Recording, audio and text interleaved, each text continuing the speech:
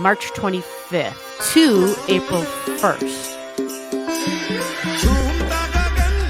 Hello, hello, hello. Hello, hello, hello. Is there anybody out there? I think there is. I think we're recording. What's up, everybody? How are you doing? My name is G, and I am going to go over the March astrology, particularly the end of March. We actually, March 25th, there's an eclipse. So there's a couple of videos on the channel already about the eclipse.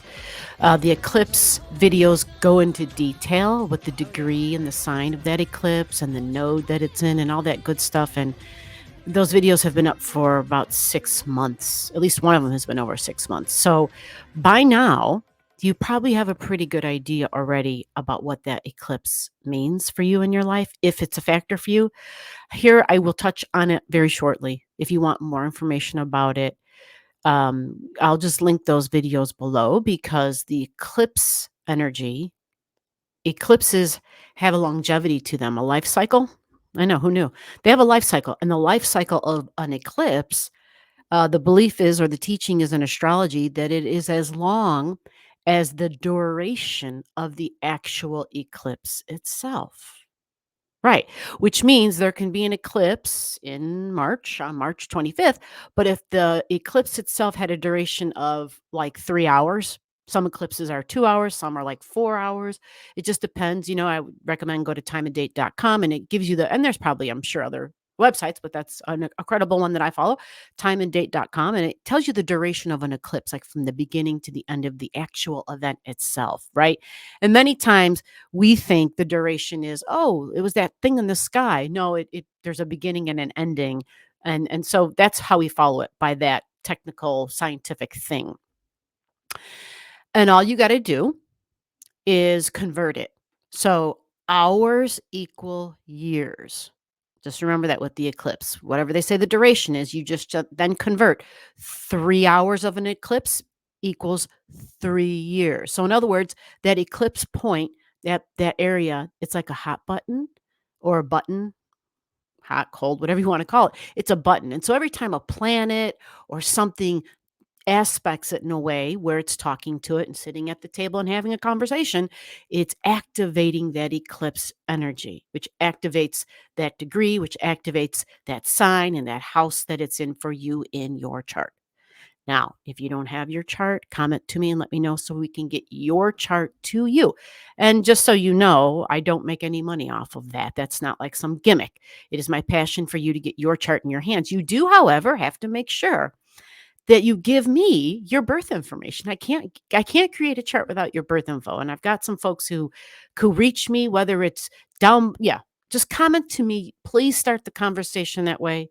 Comment to me and let me know so that I can work with you. I can tell you what I need. I can draw the chart up, then we can get the chart to you. Okay? We got to start there. All right, so with that, let's discuss a little bit about this week, because this is not about the eclipse. Again, there's videos about that. But looking at the energy for this chart, this is a powerful week. And it's got, yes, the eclipse is part of it for sure, right? And for those of us who had things like at those exact points, we felt it. We were already aware of it 6 months to a year in advance. Absolutely. And the eclipse that happens in March is an eclipse in Libra. Yeah, Libra energy. So Libra is like, we think of Lady Justice. We think of fair and equality and balanced, right? It's the scales of justice. That's what Libra energy is. So I'm going to show you really quick the symbol for Libra, but then more importantly, the keywords for Libra energy are super important. And so understanding that eclipse cycle and understanding it was a south node eclipse, it's a release, it's an ending, it's a closure, like we're finishing out a cycle. And Libra isn't just the releases and the endings, but it's significant one on one relationships. And these could be people we work with one on one, whether they're people that we hire, because this is private and professional. So this can be marriages, as in, ooh, I love you, I want to spend the rest of my life with you, or marriages and partnerships, as in, let's go in business together. Or for those people who are fortunate, they do both. right? They got it all. This is that energy. This is also the energy of lawyers in the courtroom, right? The scales of justice. It's that energy as well. So, Libran energy, Venus, the ruler of this eclipse.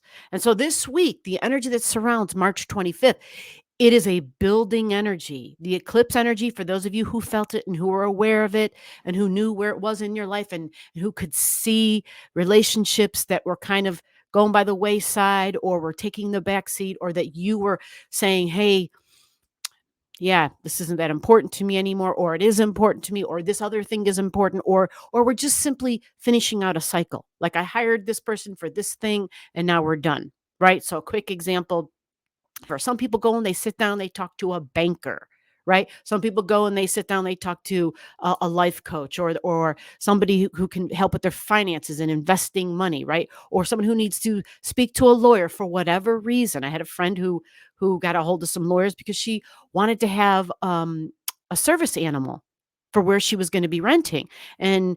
And anyway, I don't know how many people, I don't know the details of the story, but she said she was basically getting lawyered up so that she could make sure that this could happen for her, because she is disabled and needs a service animal in the home, and was kind of meeting some resistance.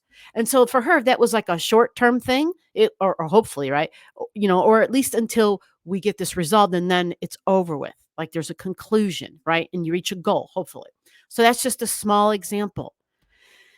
When we talk about this week's energy, the backstory now, because we're moving on. The 25th was the eclipse. And so we go to the next day, the 26th, the 27th, the 28th. Those days are still pretty powerful. We're going to look at it in the chart, and we're going to see how the south node is also still kind of powerful and being triggered and activated. But so is Eris, the goddess of discord. Discord, Dischord. If I can still remember how to spell. Eris is feminine energy. Interesting, feminine energy, right? Because I just spoke about Venus, right? Feminine energy, the ruler of the eclipse. But Eris also being more angry. Venus is different. Venus wants peace and equality and fairness. She wants things to be beautiful. She wants to partner up. She wants to compromise. She's willing to negotiate. Eris is not like that. Eris is like the exact opposite of Venus. It's a female warrior, like the sibling to Mars, and they will go to battle. They're willing to fight, like physically fight. So she's called the goddess of discord, and she's the one who's the like kind of like, I am going to be out there. I'm going to be holding my signs. I'm going to be saying, I am not happy about this. I will not sit quietly, and I will fight so that I can have a place at the table. The goddess of discord. And her name is I already said her name, and I'm drawing a freaking blank. Oh my God, save me. Where's the chart? Just show the chart already. The goddess of discord, Eris, Eris. Let's get the charts up here. We'll walk and talk through this together. You got questions, you make sure you comment to me. Even like if you already have your own chart, which is great, because then you're listening for the degrees and the signs, right? You listen for the sign that I'm talking about. If I say, hey, this is something happening in Aries, something happening in Cancer or Leo or Capricorn or Virgo, right? So you hear that and you're like, oh, do I have something in those signs? And then you listen for the degree. You listen for the degree that I'm talking about. And then you just go and you look in your natal chart. If there's nothing there, wonderful. If there is and you're concerned, or if you're confused, or if you just want confirmation, that's what these videos are for. That's what this channel is for. We work as a group, right? Whether I answer your questions or somebody else, I usually will be able to read everybody's comments. It might take a few days sometimes because some comments tend to get lost or put into the spam. The thing with that is if you're commenting before you've watched the video, YouTube will automatically throw your comment into spam. That's just how it works. I mean, there's a timeline, like how much of a percentage of the video they want you to watch. Otherwise, they consider it as non what do they call it? It's in their guidelines. You know, they have the community guidelines. It's like fake engagement. and they really frown on fake engagement. So if you pop onto a channel and you immediately start writing something without watching, or you immediately give them a thumbs up and you haven't even watched it, their algorithm is like bullshit. Yeah, they've got a bullshit meter. Who knew? All right, so here we are in the chart, and you see I've got drawn up on here. Um, I have March 25th to April 1st. Okay, so that's this week. These 7 days we'll go through. This is kind of a hot week, guys. I know we think, oh, it's the eclipse at the beginning of the week, but again, Eris, I don't have her symbol drawn here. Um, I should just draw it in right here. She is a circle with an arrow. That's who Eris is. Now, you may have a chart that doesn't show Eris because um you know I'm kind of crazy when it comes to charts and the aspects and the symbols and being able to see the bigger picture. I want to be able to see I want to see all the energy that's involved, or at least as much that my mind can grasp. So this is the symbol of Eris. I've got her, I colored it in red because she's in Aries. Okay. So let's take a look at the rest of the chart. We're going to go over by some of the dates because I know that'll be easier to follow along. And let's go there right now. Sorry for the whiplash. Yeah. So 5 degrees over here is where the eclipse occurred. And so you see on the 25th, the moon has already, at this time, the moon has already moved to 9 degrees. Okay. And so that's going to be totally normal. That's totally normal because the moon was sitting here at 5 when the eclipse happened. That's what made it a south node lunar eclipse because the moon was involved. So it was a lunar eclipse at 5 degrees in Aries. Okay. Now, I'm already on the 26th because multiple videos already talk about the 25th. So here we are on the 26th, and I have the moon drawn in, and I have the moon drawn in with, on the 26th, I have it drawn in conjunct this symbol over here. Okay. This is Haumea. She's a Hawaiian goddess. And they're both in Scorpio. So this is the moon that's up in the sky, right? Because we saw where the moon was. She was over here in Libra. Well, by the next day, she moves along and look, she gets right there. She is conjunct Haumea. You see that at 1 degrees and 34 minutes. The moon moves pretty quickly. So I'm not overly concerned, but Haumea is in Scorpio energy. And Scorpio energy is a lot like a release energy. It's a lot like it's time to grow.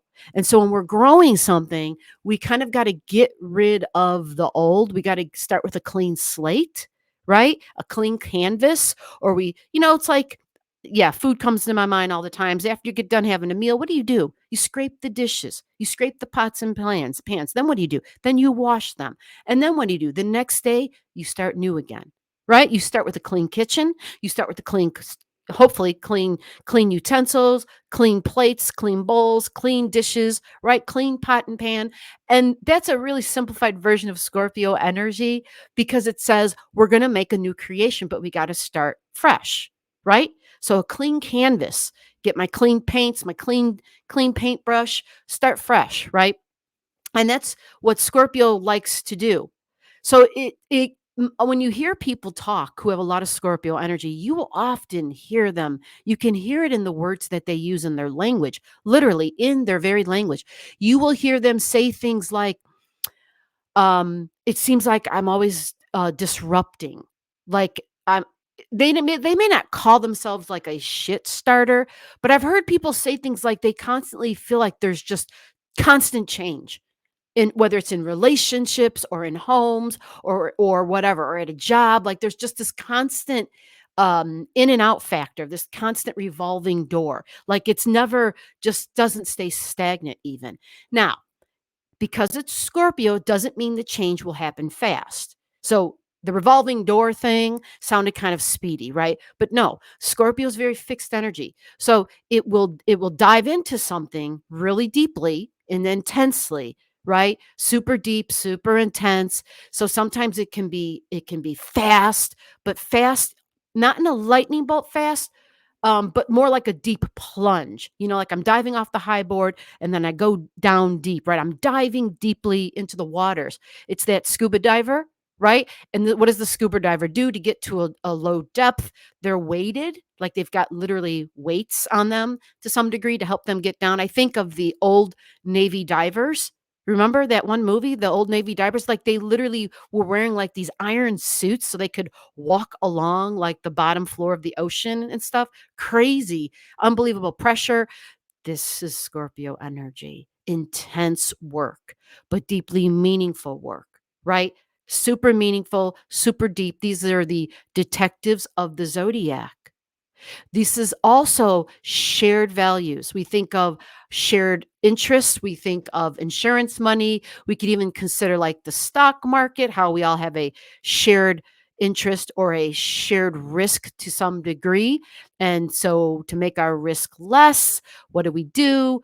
We invest maybe in ETFs or in land, natural resources where the risk may not seem as high, but natural resources, shared natural resources.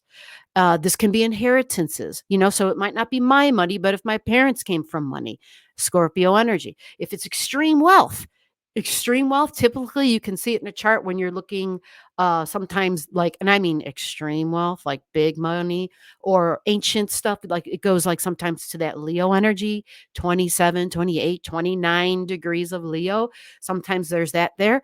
Um, Scorpio energy, and we think of inheritances, we think of the earth and like precious gems. We think of black gold, so we think of oil, right? The natural resources.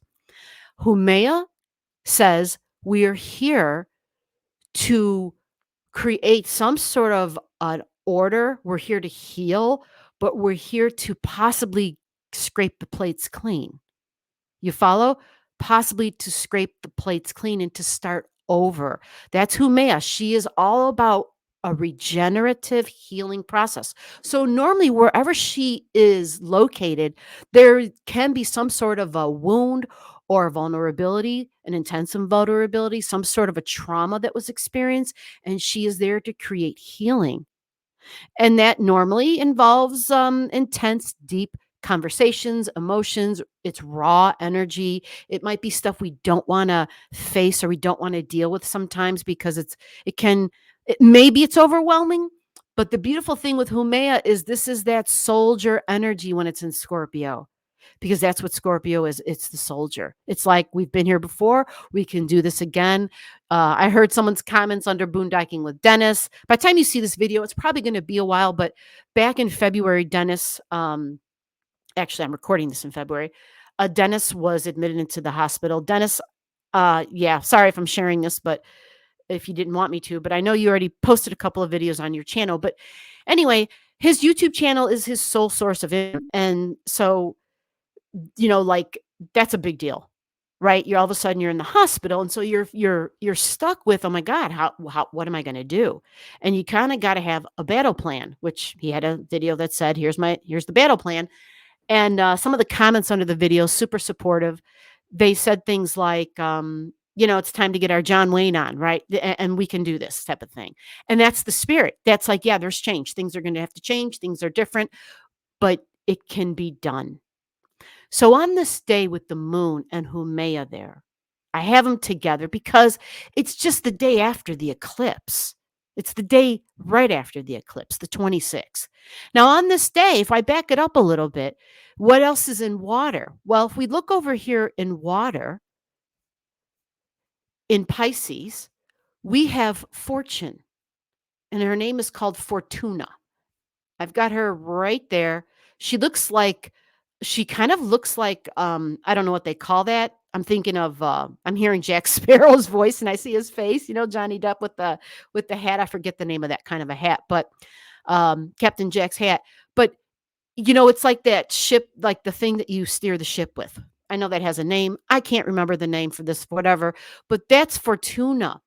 And Fortuna talks about your fortunes. So she can be all about, finding that pot of gold or finding that treasure chest.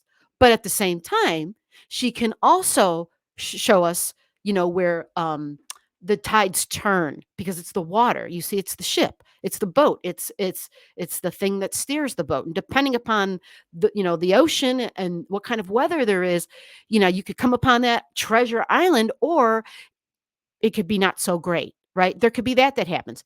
Here's a piece of good news, I'm hoping. Um, because she's at 1 degrees and she's a very slow mover, Mars already passed over her. Mars is walking away from her.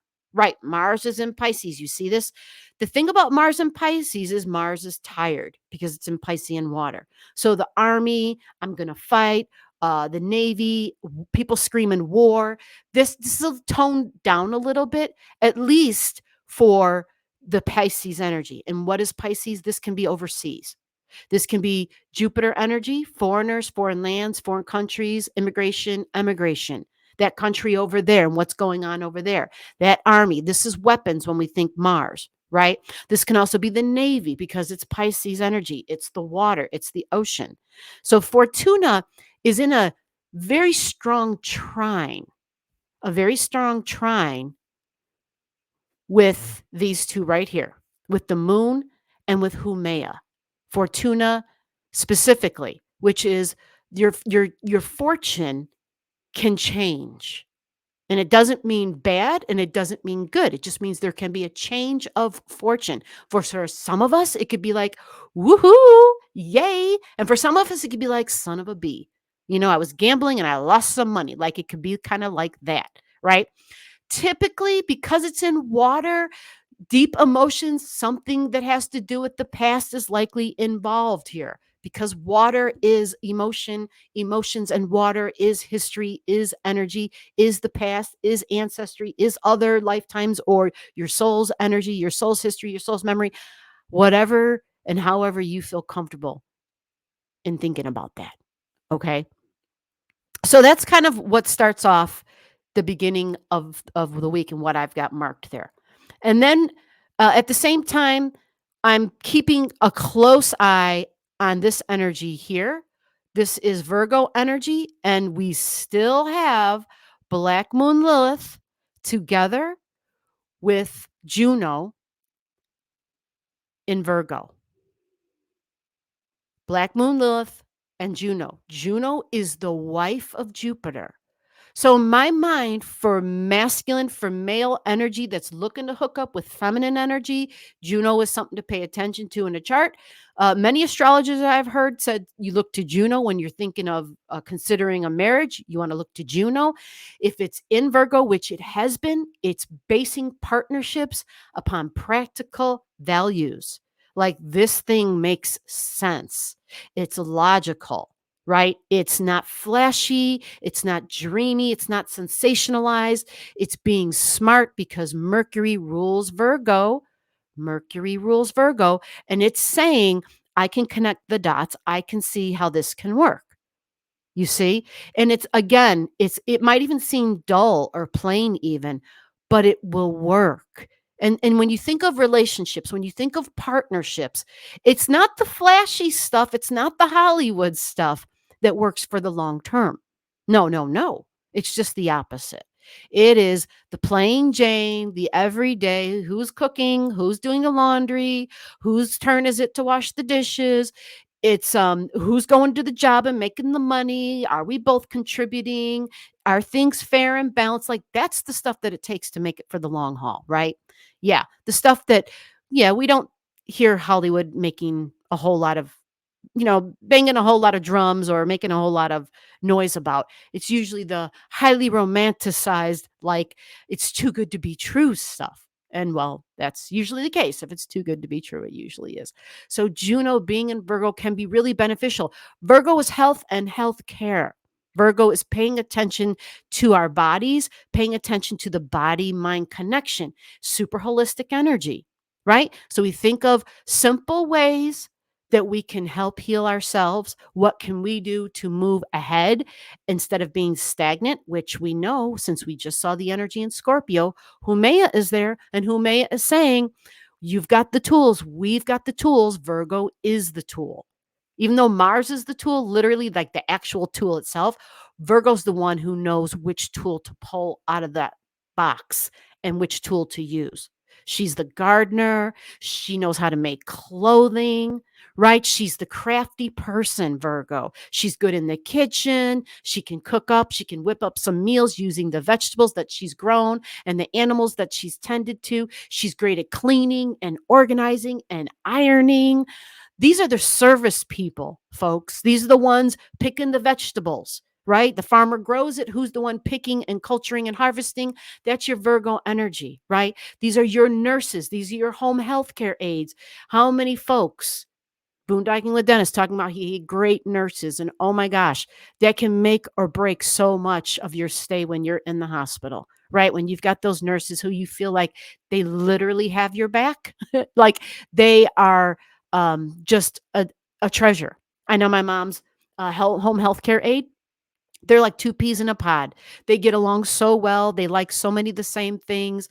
And it's just been a huge relief for so many of us in the family that she's there and that they get along and she knows how to work with my mom's fluctuations. And so it's a huge blessing, a huge blessing. And with that is Juno. Juno's ability. Juno has been here, and Juno's like, but I'm here to make this relationship work, to make this partnership work. Okay. So I've got a date written down here. I've got that Black Moon Lilith on the 28th, of this week. Black Moon Lilith will be, if this says conjunct Sedna, this is incorrect because Black Moon Lilith is in Virgo. So that sign for a conjunction, it really should be a trine. Oh, I didn't know I could do this. Okay, great. Sometimes my charts are made so in advance and saved, and then I can't change them. Yep. Black Moon Lilith in Virgo will be trining Sedna in Taurus. You see, even astrologers, even people who look at charts all the time, sometimes we get stuff mixed up. There's a lot of details. We just have to slow down, take a breath, and then go over the information again and see if it's right. Even the next day, even a few days later, because many times we, depending upon where the moon was or what was going on, we will see the difference if there's a difference to be had. So, on that note, the mind and Mercury rules Virgo, talking and communications. This is work and my job and my routine and my coworker energy. Who is it that's around me, right? And I just gave some great examples of the service industry. Somebody who's making your latte, someone who's serving your food, the waiter, the waitress, the person who comes in and does the housekeeping, the person who mows your lawn. Like these things are important to you, aren't they? Because if this stuff doesn't get done by people who you are paying, then you got to do it. So what is the true value of this sign? I don't think this sign gets enough recognition for being as important as it is. Like in the first 6 months of the pandemic, everyone was like, oh, yeah, these are our essential people. We need them so much. But then as soon as things got opened back up again, it was like reading horror stories of how these people were being like just treated very poorly, beaten up, spit on, cursed at, just a lot of really bad behavior because the workers were trying to keep themselves and their family safe while they were working with the public. So it was like, I don't know, an eye-opening moment in the history of I guess the world. And so these folks, I don't think ever get enough credit for doing the stuff that they do. Okay, they really are indispensable. They really are. They just are. Yeah, I can't talk enough about them. So moving on, this energy, if she is going to be trining Sedna, Sedna's at 29 degrees. That means Black Moon Lilith by the 28th and the 29th of March is now moved. And she'll be sitting over here at 29 degrees in Virgo. Right. Which then, yep, that's that trine to Sedna, Earth energy, Taurus energy, our values, who you value, what you value. You see Sedna's right there. Yep. 29 degrees. So that's going to be around the 27th and the 28th. 28th, 27th, I'm sorry, 27th, 28th, 29th. All right. Now I saw I just had something at the 27th, so let's go there real quick. On the 27th of this month, we also have Hercules at 29 degrees, 29 degrees in Aries. Now, I have to back up because from the day after on the eclipse, the 26th and the 27th, there's a lot happening. And most of it is happening in Aries, cardinal energy. A lot of it is in Aries. It's fiery. It says we're starting something new. We're initiating. It might be a little impulsive because that's Aries energy, but it feels like it's moving fast because it wants to lead the way. The caution is to just remember with Aries energy, we're usually charging forward with our head down, which means we're not really paying attention of what's even directly in front of us, let alone what's like, 300 feet in front of us. So we always got to slow our energy, our Aries energy down just a little bit to make sure we're thinking ahead, that we're looking ahead, that we're thinking more long term. And we're not being 1000% focused just on me, because that's Aries energy. It's so full of itself. It's Aries, it's a lot of ego energy. But a lot gets kicked off here this week. Okay. The 27th, it's Aries season, right? We've got I have Aries season written down, but we also have, the sun. The sun is in Aries, and the sun was here at the day of the eclipse, right? We know this because the eclipse was at 5 degrees, and that's where this chart is drawn up. But as the days move on, the sun moves 1 degree a day. Okay, so by the 27th, this sun right here will be conjunct right here with Salacia. And I have that written down over here. So I've got the 27th, 28th. I even have the 29th because Salacia is a slow mover and the sun will be like, at 27 degrees on the 27th. Well, by the 29th, it is conjunct Salacia. Exactly. They're sitting exact. Salacia is in Aries. Okay. Aries can be war, can be fighting, can be let's get this done already. Salacia can be a little like the rose colored glasses. She might not be seeing clearly.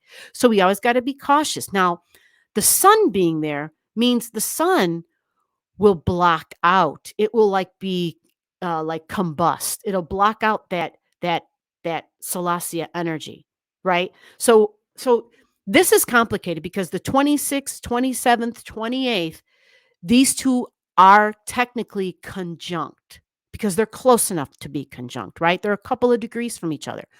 When the 29th comes, like when they match degrees exactly, when that means when the sun and Salacia match the exact degrees, there's like a few hour window in there.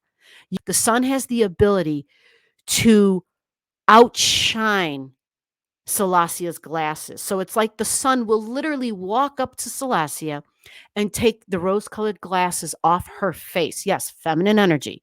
She's like the female version of Neptune. And that's the goddess of the sea. So it can be illusions and delusions, right?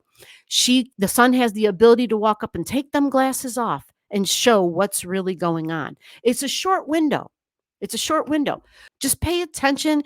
It might give you some clues, some hints, and there might be like something that seemed really confusing that all of a sudden is clarified. What does this have to do with your rights, your freedom, your body autonomy, the action of your own body, the right for you to choose to do what you want with your own body?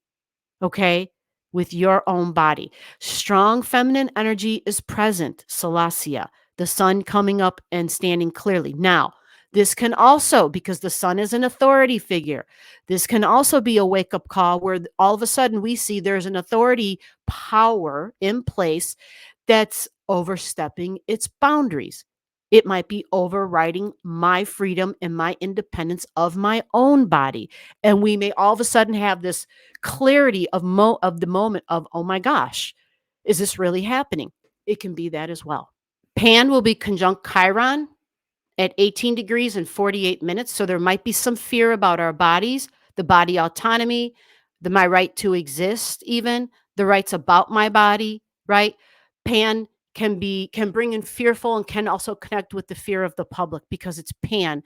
And the word PAN is short for like pandemonium, like where people get kind of, you know, think of like when you're in a crowd and all of a sudden like there's something happens and this group mentality takes on and people start rushing towards one way. So it can represent that. Conjunct Chiron, it will be about the rights of our bodies, right? Because it's in Aries energy. Okay. And then you see Mercury here. I've got Mercury drawn up on the chart. Let's back it up a little bit. We have Mercury hitting 27 degrees over that weekend. So by time Monday comes around, Mercury's at 28 degrees and Mercury's at 28. And then we get Black Moon Lilith at the same time. Black Moon Lilith enters Libra energy on the 27th. Okay. So there's this whole week, there's a mixture of strong cardinal energy, a lot of stuff in Aries, Black Moon Lilith. Black Moon Lilith actually will get conjunct the South Node. Black Moon Lilith hits 13 degrees on May 1st, May 2nd. You follow? I'm sorry, April 1st, April 2nd, May. So April 1st, April 2nd, you've got Black Moon Lilith conjunct the South Node in Libra energy. Keep that in mind, in Libra energy. A big release, a big let go.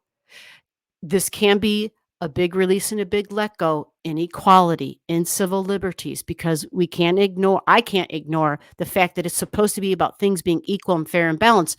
And Libra energy's ruler is Venus. So likely if we think of feminine rights, females, there's a lot of different ways this energy is playing out. There's a lot of individuals who identify in certain ways. And so their rights and them losing gender care, there's a whole lot of different individuals on this planet. And the whole goal, folks, is to recognize the uniqueness of all of us. And I don't want to get preachy. 360 degrees, 30 degrees of every sign. There's 12 signs. That means we're supposed to freaking be different. It means we're supposed to change. We're supposed to evolve. We're supposed to grow. Shit's not supposed to stay the same. And we're supposed to get better and better at providing safety and equality and health care and the basic needs for all involved. Okay, so this is a hot button week, folks. And it seems like it gets even hotter as the week goes on. And then as April 1st, April 2nd, it ends off with Black Moon Lilith conjunct the South Node.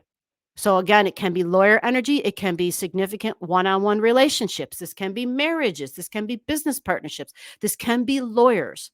This can be something to do with rights. This can be, we can even hear from the Supreme Court, because Jupiter energy, Jupiter's all over the place in this chart. Jupiter is over here. I have lines drawn on this chart. We've got Jupiter here. Yep. Jupiter squaring Juno. That's what that red and blue line is. Jupiter is squaring Juno. We also have Jupiter over here in Pisces, right? And yes, all the energy in Pisces that we've got, Mars is going to be squaring Pallas Athena. Yep. And that's Jupiter there too. So rulings, judgments, pay attention to the 8 degrees in Virgo, 8 degrees in Saggy, 8 degrees in wow, I am really struggling. I am hearing Pluto over and over in my head, like screaming in my head while I'm trying to tell you these astrology signs. I know the sign of Saggy, but I couldn't say it. Pluto kept being screaming. I hear the sign Virgo. And anyway, Pisces is the sign I'm trying to say. And I'm just hearing like so loudly, Pluto, Pluto, Pluto. So this is saying there are changes on a very deep level occurring. These changes are to bring about the changes that we want. When I say we, I am speaking for the good of all involved, meaning equality for everybody involved. So it doesn't matter if you're on the red side or the blue side. We have to figure out how to go forward together, right? There should be things that involve the considerations of both sides and to sanely move forward together, right? Together we move forward. Some way, somehow, we have to negotiate, we have to compromise. what I'm hearing is all of this just to show the brokenness, how broken societies are becoming, how broken down they're becoming. And that is what Pluto's job is. It's to break shit down to the most basics. And that's it. For right now, that's it. If you're still with me, thank you. I appreciate you hanging out. Just know that I truly value your time, and thank you. I'll see you in the next one. Take care.